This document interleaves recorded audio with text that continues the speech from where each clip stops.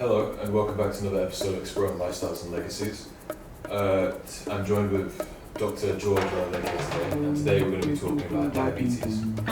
So, Doctor, just how serious is diabetes and how much do people pay attention to it? Thank you for having me, Calvin. It's a pleasure being here again. Diabetes is a very important illness. It is a major cause of death and suffering among the people throughout the world. As we get more affluent, we see that more and more people are getting to suffer from diabetes. Mm-hmm. Yeah. So, would you say it's very serious and it can't be ignored, and that with people and their health, they should try and be as aware of it as possible? Especially Yes, if they have no certainly. symptoms of it and stuff. Yes, certainly. People need to be aware of diabetes, and to be more aware of it is to know how somebody would present with diabetes. Okay? And also the circumstances that can sometimes lead to somebody having diabetes. So the circumstances, I'm talking about family history. So there is a type, diabetes is classified into different classes, and there's what we call type 2. Type 2 is normally presents when somebody is around their age 40 or somewhere there, and that one is usually runs in families. Okay. So it's hereditary mainly. Yes, hereditary mainly. So you need to know if you have some people in your family who have diabetes, you need to be aware and inform your healthcare practitioner so that from time to time you can have tests. You need also a screening test. You also need to be aware of the common symptoms. And this Such will, as, what are the common symptoms? yeah, usually somebody with diabetes will go to the toilet so often to urinate, and they can also present with just being so thirsty often, and they can also be very hungry quickly, eating all the time. Some people can present with complications. Okay. Yeah. So this is type 2 diabetes speaking about. What about type 1? How do they differ? The way it differs with type 1 is usually early onset. So when somebody is still quite young, Okay. yeah, they will present with diabetes, and they usually it wastes you away. You'll be quite thin, and sometimes you can have a particular odor that comes from you. Oh, okay. Yeah. This is because my understanding of diabetes, at least type 1, I'm not too familiar with type 2, is that they do need insulin as well. Yes. So what is actually going on inside the person that they need the insulin? What's going wrong for it to be inefficient? Very good question, Mr. Hollands. So, and you are making my job much easier now. So with type 1, what goes on is that person is not producing enough insulin. Okay?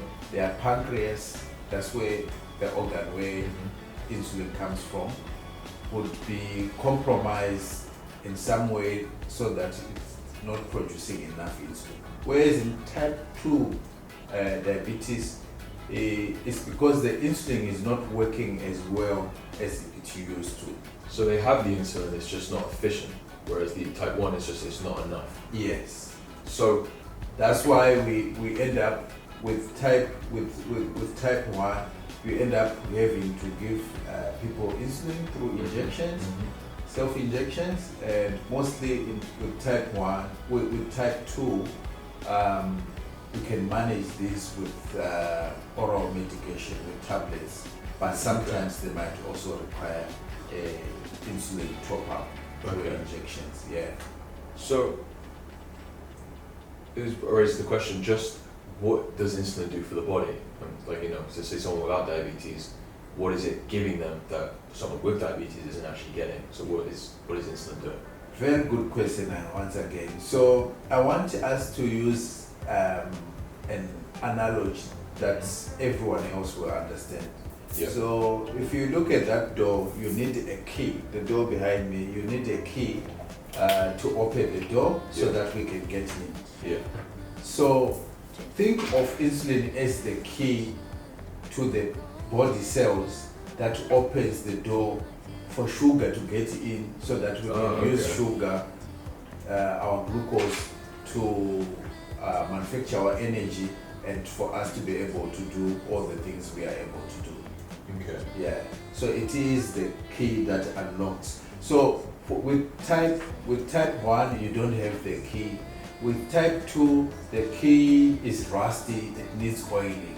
So the tablets like metformin and the other tablets that we use are now greasing that key so that the key is now efficient to open and allow glucose to go into the cells and do its job, and do its job. Yeah. So obviously this insulin doing its job, letting in sugar and glucose to be used properly in the body. Yes. When it's not being allowed to be used properly in the body, how severe is that for a person? And also, as opposed to not getting enough insulin or a poor quality of insulin, which one is worse? So I guess which one's worse, type 1 and type 2? Both of them are pretty much serious illnesses. If they are left unattended to, you will need to address both issues, because if you are having in type 2, if you are not having as much efficient, so it means you are not getting much of the energy that you need. You can think of it as somebody drowning in the midst of plenty. Okay. Yeah. You understand? Yeah. You can see the water is there, but you're thirsty, you can't take it. You know, the sugar is there, but it can't get into the cells to be used for the job it is supposed to do. And when it is outside there, it can end up causing serious complications. Yeah. Okay. So, how would a person go about handling if they suspect they have diabetes, or is there ways for them to notice preemptively? Does it kind of show up like slowly and gradually, or does it just kind of happen in a person?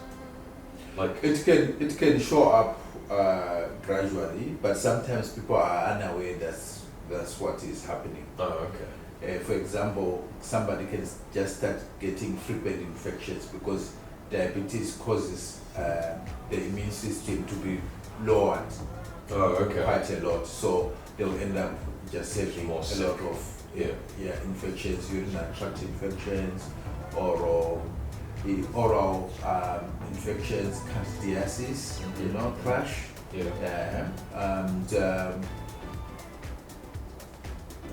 And if this is left unattended to, we said it will lead to complications. So maybe we can just let our viewers know about the complications of diabetes and why we would need to adhere to our treatment. And remember, this video is for information purposes only, and when you need to get treatment, please consult your GP as the first port of call, or your physician, and they will know your circumstances well and treat you properly. So the first complications we are worried about are in the head, and this to do with stroke. So people with diabetes are prone to getting a stroke. Why is that? It is because diabetes affects the blood vessels. And when we tamper around with the blood vessels, you are tampering around with blood supply. Right. Okay? So in the jargon that I don't want to use is we have microvascular complications and macrovascular complications. Okay? Right. Okay. So let's just use language that everyone else will understand. So you can have a stroke. It also affects the eyes, also causes cataracts. So it can lead to blindness. Like we spoke about infections, you can have infections on the eyes, you can have nasal infections, you can have oral infections. Oral infections, we're talking about candidiasis, oral candidiasis, or thrush, and you can also have thrush of your food pipe, the esophagus. Right, Okay, and you can also, it also affects the heart. Okay, and it also affects the kidneys. Okay, you can also have funny sensations, tingling sensations, Right, or a sensation of feeling hot on your like hot flashes, yeah, kind of. Yeah. yeah, Okay. on your hands and on your feet. And for men, Mm?